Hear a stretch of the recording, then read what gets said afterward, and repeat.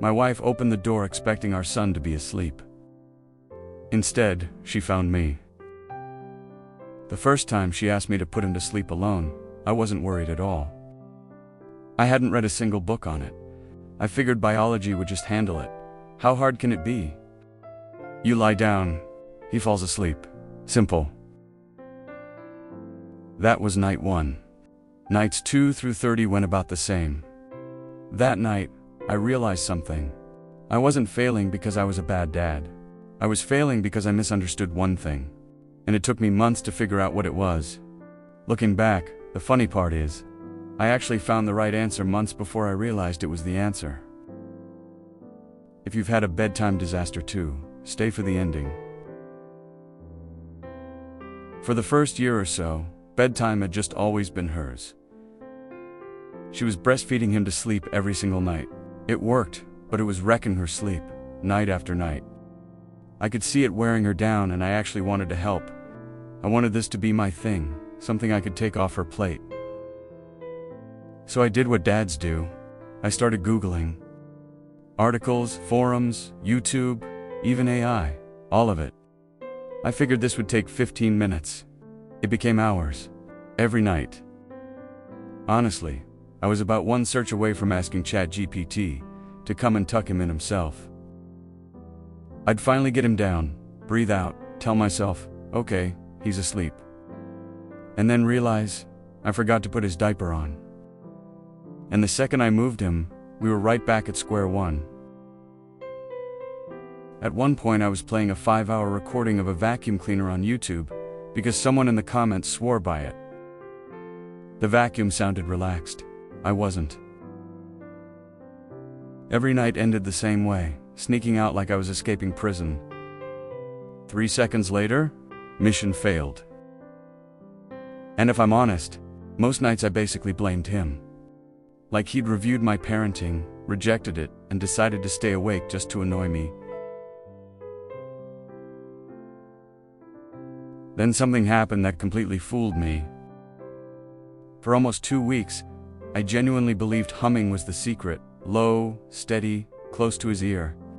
And it works, almost every time. Actually, I found this one completely by accident. One night after his bath, I was just cleaning his ears, sitting on the bed, and somewhere in the middle of it, he fell asleep. Right there, mid-ear cleaning. That's how I even learned this trick existed. Then I thought it was the little rituals. The ear thing settles him almost instantly. The back tapping, slow and even, like an echo of the heartbeat he fell asleep to before he was even born. Then I thought it was preparation. Everything within reach before I even sat down, because the second I left to grab something, tiny footsteps, and we'd restart from zero. The frustrating part? Every one of those things worked. For a while. That's why I kept believing I'd finally figured it out.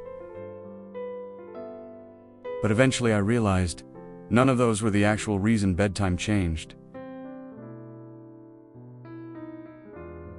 Here's the actual mistake, and it had nothing to do with technique. I was treating bedtime as something my son needed to get through faster on my schedule, so I could get back to my own night. Maybe he wasn't wondering why I couldn't make him sleep. Maybe he was wondering why Dad didn't want to stay. That one hurt, because he wasn't trying to waste my evening, he was trying to spend it with me. And that's when I realized I wasn't bad at bedtime. I was measuring success the wrong way. So here's the actual trick. It isn't a trick at all. He wasn't the one who needed to adjust to me. I was the one who needed to adjust to him. He wasn't giving me a hard time. I was having a hard time. This wasn't the first time I had to learn that lesson. When he started walking, our house turned into a disaster zone overnight, and for weeks I fought it. Trying to keep things the way they used to be. It wasn't until I stopped fighting the mess and started working with it that things got easier. Same lesson, different room. That's really the whole philosophy behind this channel. We're not going to hand you one golden phrase that magically works on every kid, every night, forever. What we can actually do is teach you to see what's going on with your own child and adjust to him, because that skill keeps working long after any specific trick stops.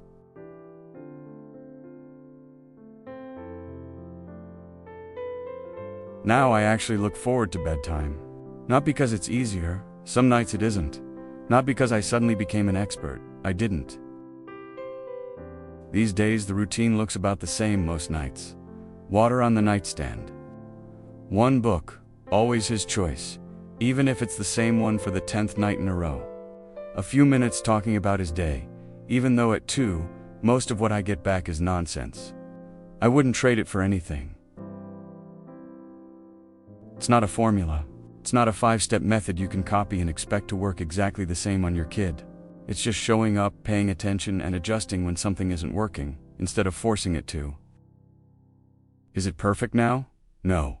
Some nights still take an hour. He still stalls. I still forget the diaper sometimes. But it's beautiful anyway, because no love is greater than a father's love for his son, and no great love ever came without a great struggle.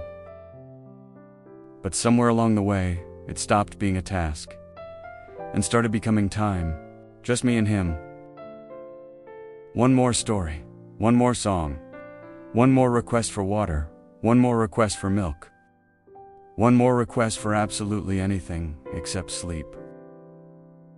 And then eventually, those tiny eyes start losing the fight. They roll upward. The blinking slows down, and for a few seconds, I get to watch the person I love most in the world drift off into dreams. These days, most nights, he falls asleep first. And honestly, I'm kind of proud of that. One day he'll stop asking me to stay. I don't know when that night will be, but until then, I'm going to say yes, every single time. Because one day, I'll wish he asked one more time. Tell me your worst first bedtime story in the comments. I guarantee mine isn't the only one that ends with someone falling asleep first. We're already knee-deep in the next battle, potty training. Turns out it's the exact same lesson all over again. If you want to see how that one goes, this is a good time to hit subscribe. At Parents 101, we don't hand anyone a fish. We're just two parents trying to teach each other, and anyone watching, how to actually fish. If that's useful, we'd love to have you here. See you in the next episode with Dad.